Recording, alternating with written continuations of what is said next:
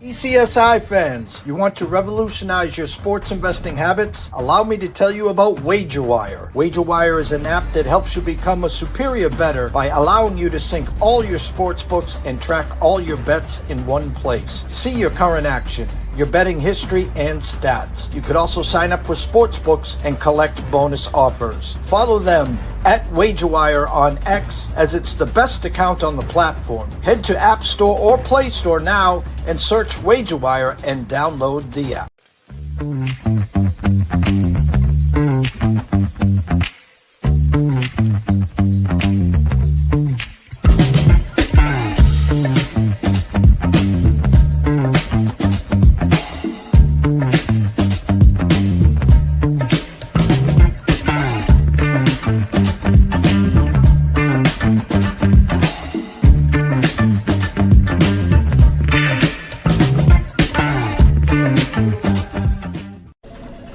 Jared, hey, we're gonna need you to tone it down with the Summer Friday thing, okay? What are you talking about? Well, for one, it's not summer anymore. Oh, really? Coconut. Also, who is this? I'm the caddy. Oh, he's my intern. Sorry, intern. I'm his intern. Yeah, he's doing a great job. No golfing in the office, okay? Summer Fridays are over. You can keep the Hawaiian shirt, but the rest of the stuff, all right? Are you grilling? Oh, yeah. Did you want a burger or a hot dog? No, grilling in the office. That's a good point. We should take this outside. No, that don't. You put that right back down. Yo, it's all in the hips. Oh, dude, come on, we gotta go. Let's go.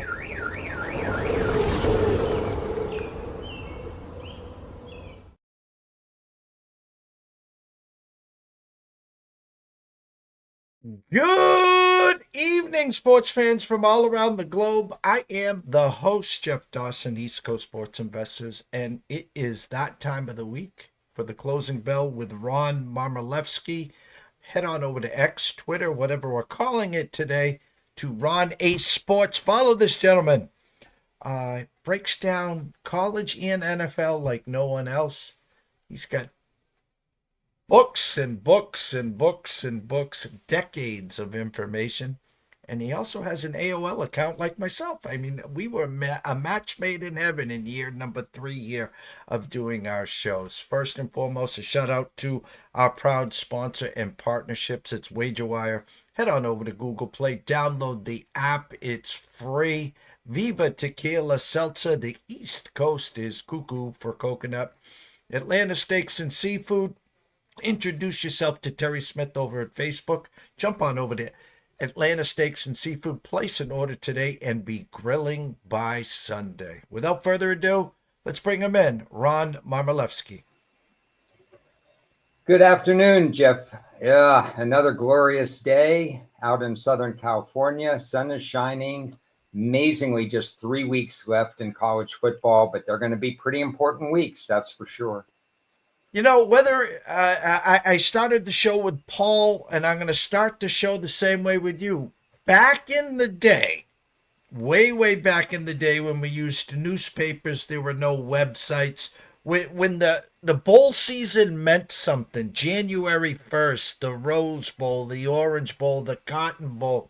If you win 11-1, Ron, you got an attaboy because someone had to have a perfect season to win it all. But then, no delays. We're going to go to a 4-team system and watch everyone yell, scream, and holler because the SEC's got at least 2 teams every year. But we got a better plan. We're going to 12 teams.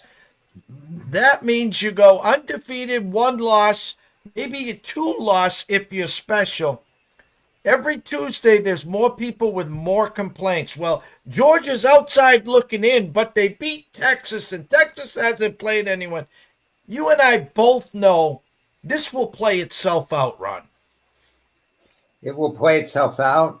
I guess we don't use the term student athlete anymore because we should use it athlete student. There's it's a student when you have time with all these extra games added and so on. I don't want to hear any complaints from the 13th team being let out of a 12-team playoff. when the fifth team was let out for so many years, and when Auburn, that time they went undefeated, the third team was left out. So no complaints there. What we're going to get, you're right, it's going to play itself out. And the bottom line is there's going to be an ACC team with a bye. There's going to be a Big 12 team with a bye, and they're going to be heavy underdogs when they play that first playoff game.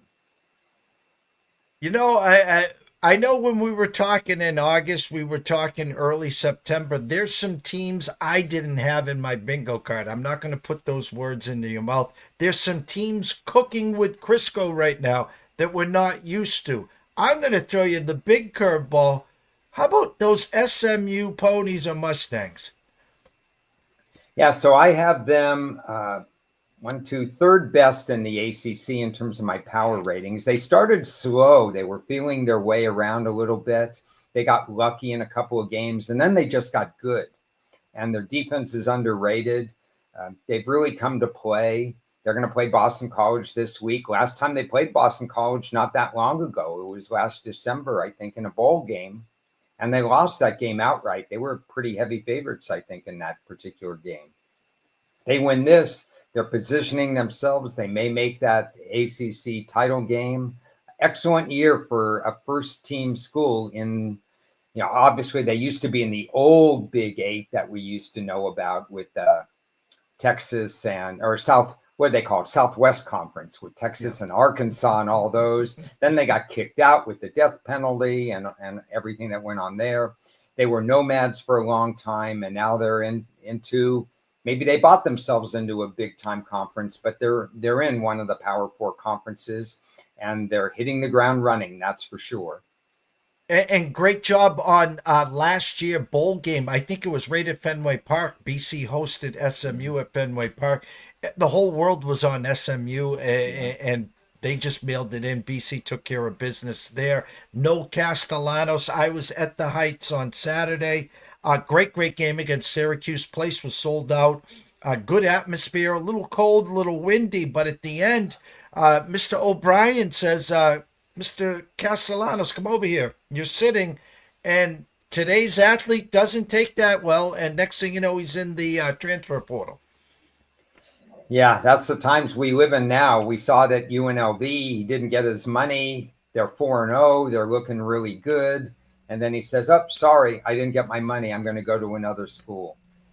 I'm not so sure people should run to get some of these athletes that at the first sign of adversity, they're ready to leave. Why are you doing that in the middle of the year? Why can't you wait? The transfer portal is coming up soon enough. It comes up too soon for these coaching staffs. Why aren't you waiting? I mean, it's just not a good character look, in my opinion. It's a shame that you have to be real nice to these people so that they don't transfer in the middle of the season if they're not getting playoff time, because they can save a year of eligibility if they play 4 or fewer games during the season. It's a whole new business world out there, and it's too bad these athletes are just not enjoying everything. A story, Zay Flowers, he was at Boston College, right? Yep. And he was offered, if you believe the press at that time, Neil wasn't really in play, but he was offered under the table, it was said, somewhere in the neighborhood of close to 7 figures to leave Boston College. And he said, no, I like Boston College. I'm going to stay. Boston College at the time didn't have a quarterback that could even give him the ball, but he trusted his own abilities. He ran fast at the combine. He displayed his pass catching skills. He became a first round draft choice. He got an education from one school, Boston College. I don't know if he graduated or not, but he put in his 4 years. Those are the athletes I like. No, and I mean, I'm not going to go to the NFL right now in this segment, but there's a guy out there in Cincinnati called T. Higgins, who again has a hangnail and hasn't played in a couple weeks. Probably not playing this week. Oh, by the way, made it clear he won't be back in Cincinnati after he took his 1-year deal and he's played 2 games. Oh, and by the way, someone in the NFL is going to pay him close to $30 million per year next year. Good luck to that one, Ron. Yeah, you brought up a topic that I actually broached about an hour ago on our Inside Blitz podcast, that it works both ways. If I'm Cincinnati, I don't want T. Higgins back either. because I can't guarantee he's going to play 17 games. If you told me he was going to play 17 games, I'd pay him the $20+ million a year because he's that talented. But if he's going to play 8 games, and is that worth 20 million or whatever? Not to me. You've got to have guys who are available. You've got to have guys who are suiting up for your team. Let's go to the Big 12. Again, not talked enough this year, but last year I thought over talked. And of course, I'm talking about Mr. Primetime himself, Deion Sanders and the Colorado Buffaloes, who now control their own destiny. Win and you're in, Coach Prime. Thoughts on the Buffaloes? Yeah, so as another segue, I put out in a tweet, who would be favored between Tulane and Boise? And we got some good answers, and it would basically be one great game. It would be a toss-up game, a pick-em game. And as I was preparing some stuff and notes, I said, wait a second, let me go through and look at each of these conferences. And I will close with that at the end, but I will tell you this right now. Shockingly, when I look through this, Colorado is my number 1 power-rated team in the Big 12 right now. So they've earned their way to the top. They didn't start that way, not at all, coming off 7 out of 8 losses to end last season and kind of imploded, and then they had to rebuild the roster once again. But they are there right now, and they are number 1 in the Big 12. They are playing great ball.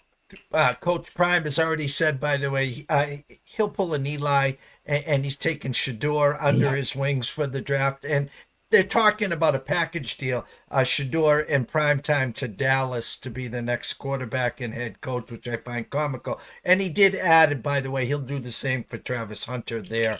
I talked to you backstage. I didn't want to let the cat out of the bag. About 3-4 weeks ago, Tennessee was a double-digit favorite heading to Arkansas when the Vols were clicking both offensively and defensively. And tomorrow we have the NCAA insiders on, and Matt Grissom, who's an Arkansas backer and season ticket holder for the football and basketball team there. I told them not only did I like Arkansas to cover, I was like, sprinkle a little beer and pizza money on the money line. I had that spidey sense feeling. Ron, I got a spidey sense feeling. You're going to fall off your chair here. The number smells. We're talking Camp Randall, 7:30 at night, and the Badgers are catching 13.5. We know their offensive struggles. They're facing the number 1 team in the country, the Oregon Ducks, west to middle of the country. Cold versus warm here. Why is that number only 13.5?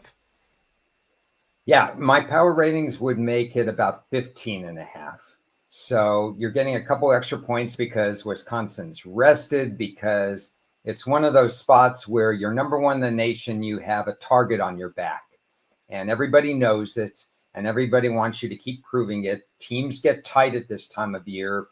We've seen it already this season with 2 or 3 different, how it played out in terms of teams not winning by margin. Boise is going through that right now, beating Nevada only 28-21, for example.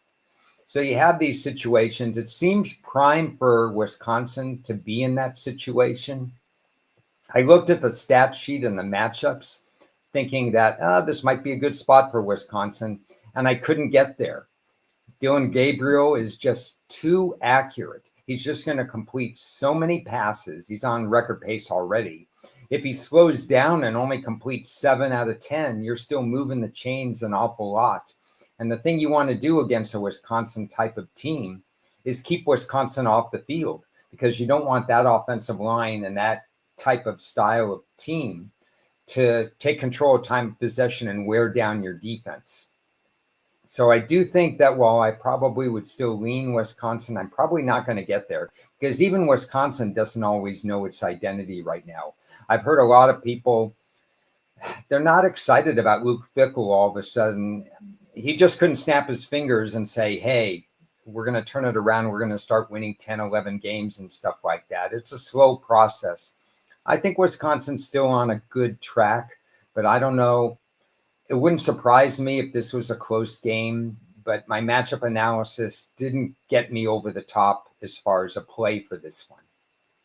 And I know it was early in the year. Alabama came in, and Wisconsin looked like they were going to be able to keep that close. That number, I think, was around 10, and it just Alabama started slow, ran roughshod through them.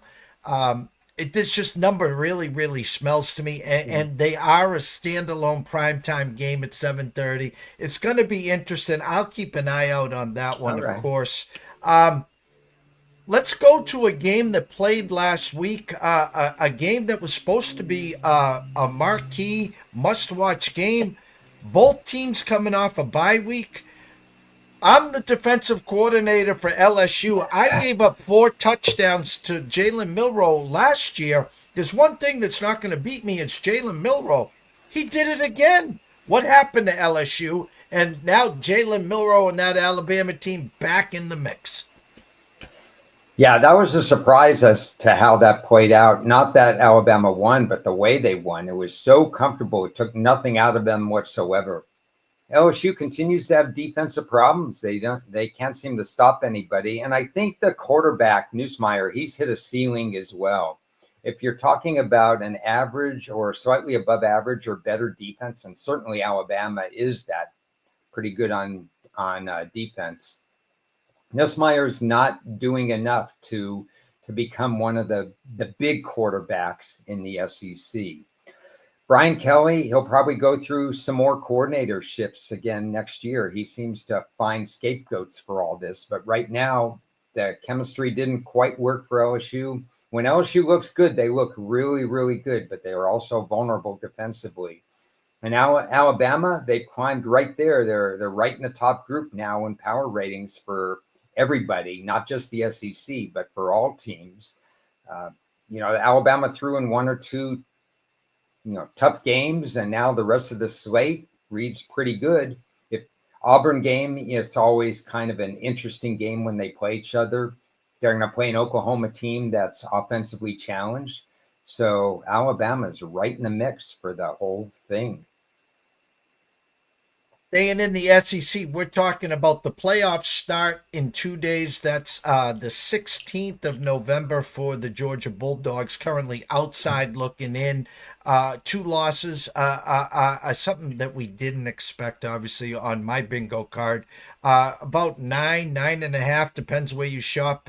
Between the hedges against Tennessee, who, again, is not, their offense is struggling. Nico in concussion protocol. They're playing it close to the vest. We assume he's not going to play. He hasn't been ruled out. But that number's still floating at a number where I still think he probably might play. Thoughts on Georgia must win versus Tennessee? Yeah, I haven't done any research on the backup, so that's something I'm going to need to do if I have to see what he's worth, what the scuttlebutt is about him, have to listen to some press conferences and stuff.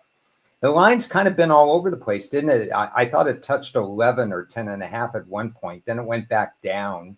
I showed opening closer to about 8.5. So it's been kind of all over the place. Tennessee's played really strong defense. Alabama, that was an interesting game that they held Alabama down. Based on that, you think, well, maybe they could hold Georgia down as well.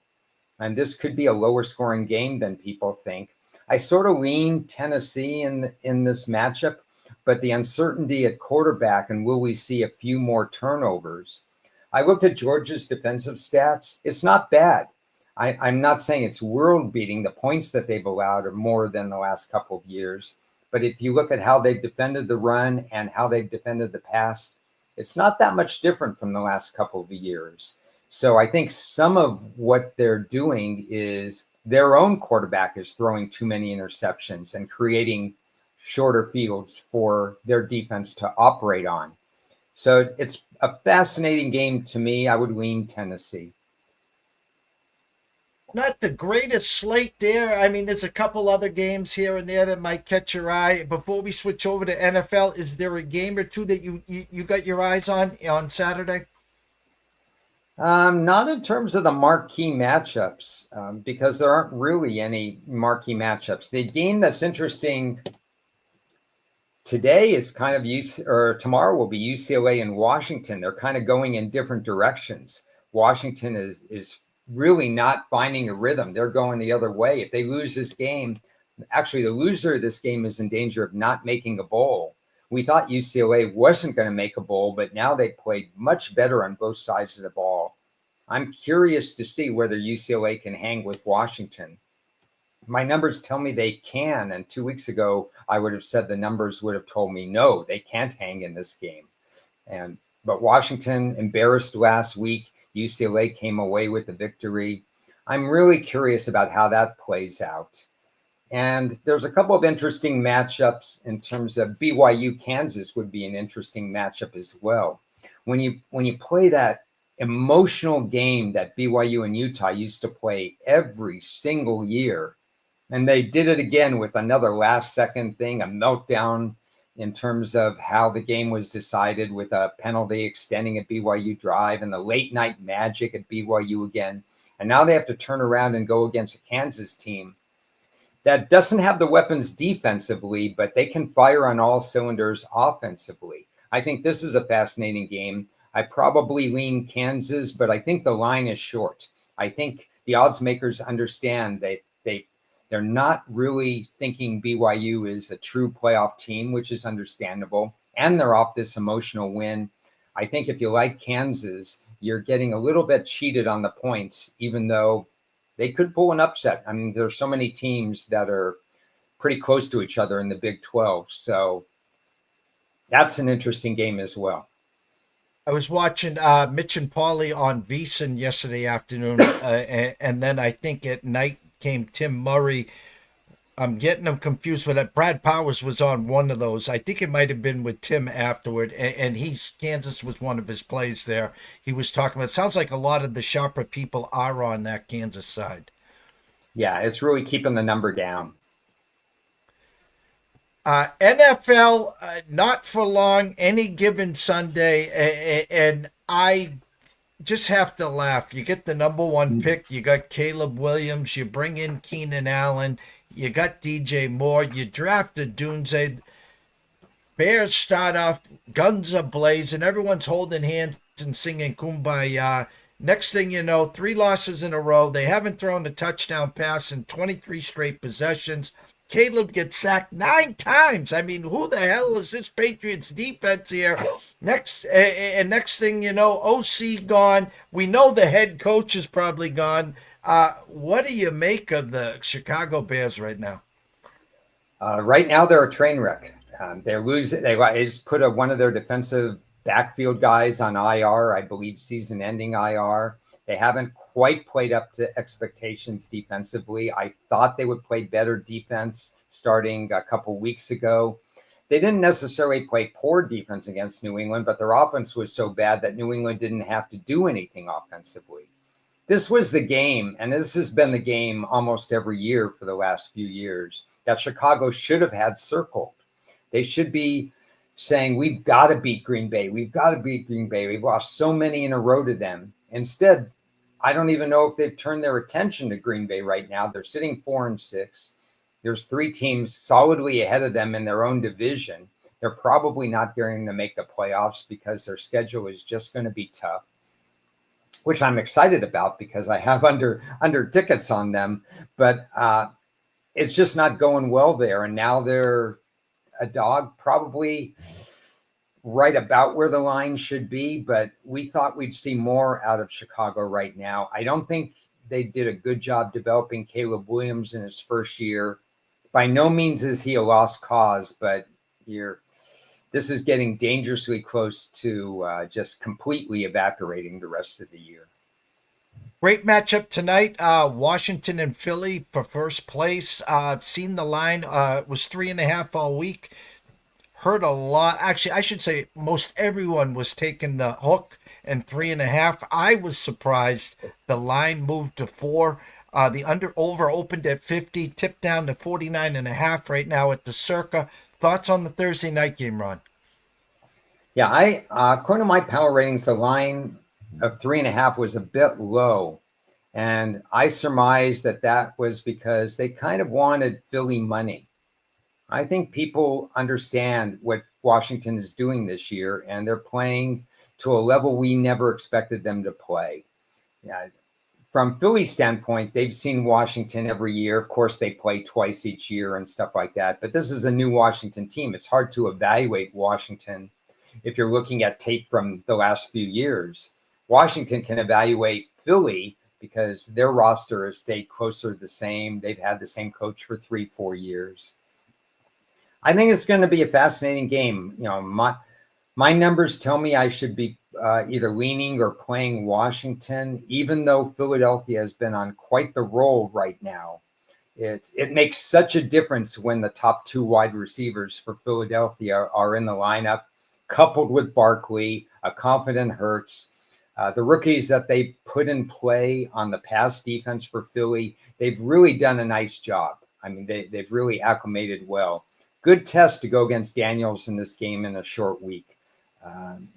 Yeah, you never know on a Thursday. It could be a blowout that we don't expect. But I would probably lean Washington in this game. The marquee game, the undefeated 9-0 Kansas City Chiefs that just keep finding ways. The Denver lining up for a 35-yarder for the walk-off, and the brains going before that kick, by the way. Well, they're going to be probably pick them at Buffalo. Here's a team that was undefeated and then with a good possibility to have 2 losses, and then Buffalo would have jumped to the number 1 seed with owning that tie, or 1 game back, but no, they would have had 2-2. So my thoughts on Buffalo and Kansas City: Patrick Mahomes, 12-1 is an underdog. Reminds me of Mr. Tom Brady back in the day. Yeah, it's a great game. And the winner of this game, it's not going to change the seedings. Kansas City is probably still going to be first. They have an easier road to go in schedule. Even if it's the same exact schedule, Buffalo has a little too much ground to make up. And I don't think they're going to run the table defensively or with a letdown or something like that. Buffalo would still have a problem. Doesn't mean they don't want to win this game. Mahomes and Josh Allen have a friendly rivalry. Unfortunately for Josh Allen, they tend to beat Mahomes in the regular season, but not get the job done in the postseason. And Buffalo is higher power rated than Kansas City. They've climbed over the last few weeks. Kansas City, basically, their power rating hasn't moved from the start of the year to now. They've been the same team, but they find ways to win at the end of the games. So I think the line is correct. I'd probably lean money line. I'll give viewers kind of if you like Buffalo in this game, at least earlier, I don't know what it is now, earlier you could have gotten around 125, minus 125 in the money line. If you think Detroit is going to beat Jacksonville, and let's say they will, that they have a pretty good chance of beating Jacksonville. I'm not, saying anything out of the ordinary. If you parlay Detroit money line to Buffalo money line, you actually can get plus money on Buffalo in this. Now, if Detroit loses, you made a mistake. But if Detroit wins, instead of laying 125, you could get something like plus 102, plus 104 last I saw, in terms of combining somebody that you think has an excellent chance to win if you want to lower down the money line or just take the 125. So for Buffalo backers, rather than give the 2.5, I'd recommend going money line. I have to ask, my spidey senses are up here. The 49ers coming off a bye. Christian McCaffrey, just didn't play well, getting to some of the healthier people back. Now they're at home against a Seattle team that I've been calling for Sam Howell now for weeks. Their O-line has been putrid. Geno making dumb mistakes, can't score in the red zone. Why is San Fran less than a touchdown and only 6.5-point favorites? Yeah, I think it's telling me that San Francisco still has to prove that they're as good as last year. Because right now, they're not as good as last year. They're not as good defensively in the trenches. What they used to do is force you to be one-dimensional. When you played San Francisco last year, for me, it was like a prop heaven because you knew that opposing team would have to throw the ball in the air so many times. So you adjust your prop thinking accordingly. But San Francisco is not defending the run like they used to, at least not in the last few years. Right now, they're league average defending the run. So you can be more two-dimensional, which gives Seattle some hope, which is why, in my opinion, the line isn't 7. Maybe when they start gelling and when you start seeing them shut people down defensively, that'll change. Big game for Geno. And I'll give you perhaps another reason why the line isn't 7. New staff finally gets the full bye week, and that's Seattle. McDonald can make some changes. He's already cut 2 players, a starter on defense, a starter on offense on the offensive line. The team is still Jekyll and Hyde because Geno Smith, like you said, makes some mistakes. But he's got 2 weeks.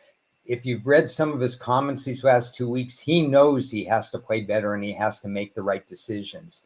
This is an opportunity to do that. His career, his future with Seattle is probably on the line the rest of the season, and most notably in games against teams that you want to beat so that you feel that you belong. And that's one of the things Geno said this week. He said, we need to prove that we could beat San Francisco to be the kind of team we think we are. Almost those exact words. So I think it's a fascinating game, and San Francisco hasn't earned the right to be over 7 right now. And the last game I'm going to bring up for me, well, actually, there's 2. I lied. I guess I'll go to Baltimore, Pittsburgh. You know what? I know he's not going to, but I still think Mike Tomlin right now is the coach of the year in my eyes. He brings over Russell Wilson. He brings over Justin Fields. Russell gets hurt. He's able to maintain the team when Russell was ready. This team, that's all they're doing now is win, win, and win. A team sitting atop the division. In comes Baltimore, who Jackson has struggled in his past against the Steelers. Defense, Watt is healthy, yet Pittsburgh's hosting, opened at 3.5, now down to a flat 3. But here's what really piques my interest. The under-over is at 48.5. I know the Ravens' defense has been bad. Thoughts on Baltimore at Pittsburgh this week? Well, I think I said this about an hour ago. It really doesn't matter if they play at 9 in the morning, 3 in the morning, if they play in the parking lot, if they play in your backyard. It really doesn't matter. These teams, they know each other so well. They're going to have a slugfest no matter what they do. It's Harbaugh and Tomlin. They've coached against each other 35 or 36 times already. So, just line them up and get at it and see what happens.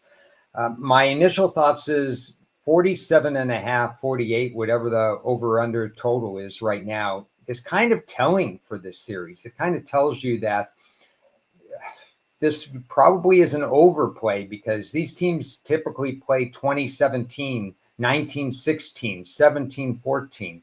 Just give me 3 points in whatever team you want to give me in this game. So I would never lay 3 points in the series. I don't care if Baltimore beats them 24-14 or 34-14. It's not the smart move in this series to be laying points. So I would lean toward Pittsburgh, and I think it'll be an entertaining, high-scoring game. I think the line is set there for a reason. Yeah, and they play week 16 back at Baltimore. So whatever happens, if this is the 31-28 game, you'll probably in week 16 get that 20-17 game. Yeah, and if there's bad weather, it's perfect. These teams would thrive in that bad weather situation. Good old-fashioned, best rivalry in football. I love this rivalry. And I think the game of the week, must watch, is on Sunday night. It's at 8:20. Cincinnati travels to the Chargers. What a job Harbaugh has done. This team is getting healthier. Quentin Johnson catching touchdown passes. The return of the Gus Bus. J.K. Dobbins still healthy. In comes the Cincinnati team, and I really feel for Joe. This kid is doing everything in his power. Him and Chase doing everything. T. Higgins sitting on the sidelines collecting checks. Another defense that is not good. A line that opened at 1.5. Now, the Circus, the only place right now in the land with a 48 right now, Ron. Thoughts on the Bengals? Must win from here on out, taking on the Chargers. Yeah, gut-wrenching loss last week. I mean, they knew they had Baltimore last week, and they just didn't get it done. It's gnawing at Joe Burrow because he knows he's in rhythm. The offense is in rhythm. They've been able to fix things and figure things out, even with Higgins out of the lineup. And they have a pretty good matchup offensively in this game because the Chargers are used to different style teams and different style quarterbacks. So I like Burrow's matchup in this game. Unfortunately for Cincinnati, I also like the Chargers run matchup in this game because Cincinnati is going to have to do something a little bit extra special to get off the field because we know what Jim Harbaugh likes to do. He likes to smash it down your face until you prove that you could stop it. And I'm not sure Cincinnati can prove that they could stop it. The contrast in styles, the strength against weaknesses, I agree with you. This is a fascinating game. It's one I'm going to be watching and not playing because contrary to the last 3 weeks when I had value on the Chargers, 3 points or more of value each of the last 3 weeks, I do think that the line is fairly accurate in this particular game. I could have made the Chargers up to about 1.5, 2. Maybe they get the full home field advantage for Sunday night because the Cincinnati Bengals won't travel like a Pittsburgh Steelers team or a Green Bay Packer team or whatever. Maybe we'll see some actual home fans in the stands applauding what the LA Chargers are doing. Yeah, and it's funny because the initial over/under was 43. So again, there's a 5-point difference there. I'm seeing there. So numbers say to me, first one to 24 probably wins this game. 24-23, a Dicker walk-off kick, or is it going to be, on the other side, a chase to Burrow to chase, walk-off touchdown there. A lot to cover in a short window. As we always end this segment here, I give you that nice tight little spiral, that little 7.5-yard button hook, and the stage is yours for Ron's closing thoughts. Well, I'm going to throw some power numbers at you in the colleges because I kind of did a little bit of a small dive into how each of the conferences are preparing. We always get this talk about the SEC is the best conference or the Big Ten is the best conference. Last year, the Pac-12 was right up there with them and stuff like that. You never really know because some of these teams in the bowl season, you find out maybe they weren't. Maybe they just feasted on their own. SEC has such easy non-conference schedules, at least most of those teams. So it's not a surprise that the top 7 teams in my power ratings come from 2 conferences. Obviously the SEC and the Big 12. The top 2 right now are Ohio State and Oregon, but they're followed closely behind by 4 different SEC teams. My 8th highest power rated team is Notre Dame. And of course, that will cost either the ACC or a Big 12 a spot. So Colorado might be 25th or 27th in my overall power ratings, but they're the best that the Big 12 has. You take away Colorado, this is crazy. You take away Colorado, and the teams ranked between 2 and 12 in the Big 12 are within 4 points of each other on my power rating. It's that close. It's a crazy conference. In the ACC, they have Clemson and Miami much higher rated than my ratings have Clemson and Miami much higher than Colorado, and SMU a little bit higher than Colorado. But then there's a bigger drop. The ACC from top to bottom, the bottom really starts dropping off. And talking about bingo cards, did you have Florida State as your 16th best ACC team at the beginning of the year? No. I mean, it's a brutal drop. 16th best of all. A group of 5, let me finish with this. Tulane and Boise, right neck and neck. Boise a half point ahead of Tulane as far as teams not in the Power 4 conferences. After that, I have Army. Who would have had that? But a big gap between Tulane and Boise and Army. But Army would be next, then Washington State and UNLV. So that's kind of how it shakes out to me. I think we've kind of forgotten about Tulane. I know they have 2 losses, but they're 2 power teams that they have 2 losses to. But Tulane and Boise's played a much, much easier schedule as compared to Tulane. But those are my top 2 there. That's kind of a short primer on where I am with some of the power ratings. What are your numbers for Army Notre Dame? Army Notre Dame, neutral ground would be roughly 16 points. So I don't know if it'll come out that high. and the funny thing is, I think the general public will go back a few weeks ago and saw what Notre Dame did to Navy and MetLife, and then assume that they're going to do the same to Army. Correct? Yeah, the Notre Dame Navy line was short. You remember that started out 11, 12, got to 14. My number on that game was somewhere around 18 and a half. So it never got anywhere near where I thought the number was. I don't think the odds makers will make the same mistake with this one. And I don't think the public, I think that they will, even though Army is a better team than Navy right now, probably 3-4 points better than Navy right now. Notre Dame proved it could handle that kind of style, that kind of format. So we shouldn't be seeing an 11-12. I do not know exactly where the game is, but I think it's a neutral site game. I think it's at Yankee Stadium. Okay. So, I mean, Notre Dame travels well. Army obviously is going to have a whole contingent there. So I could see a line of around 16 and a half as a guess right now.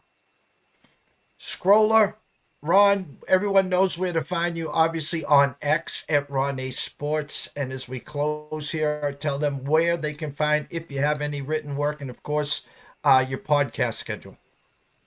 Okay, Tuesdays and Thursdays are the podcast. One on Tuesday, two on Thursday, including this one right here. Was a guest with the Odds Breakers Kiev this past week. So there's a YouTube video, us breaking down some college games. And there is an NFL article this week, some bullet points on some of the great games this weekend.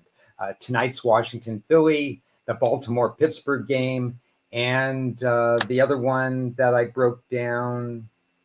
And I remember what the other one I broke down. You got to have a Kansas City-Buffalo. That's the other one I broke down. Did not do the Charger game, but you see there are some marquee games this week. So fascinating week, and here we go. Just another. We'll be talking next week, and there'll be one or two surprises, and we'll say, where did that come from? It's not for long any given Sunday. That's, of course, why there's billion-dollar casinos and resorts being built every Sunday in Las Vegas and across the world. Tomorrow, 11 a.m., the NCAA Insiders are back. Matt Grissom, Quentin Mills, Nick will all be here at 11 a.m. and 11:30. Adam Trigger will be here to talk some college hoops. I will be a guest with Andrew McGinnis at 10 a.m. at McGinnis Picks on YouTube and Wager Talk. And then we'll wrap up the afternoon with myself and Riley Magnuson for the closing bell. So for myself, Jeff Dawson at EC Sports Invest, the one and only Ron Marmolewski at Ron A Sports, we wish everyone a blessed evening. Enjoy the football game, whatever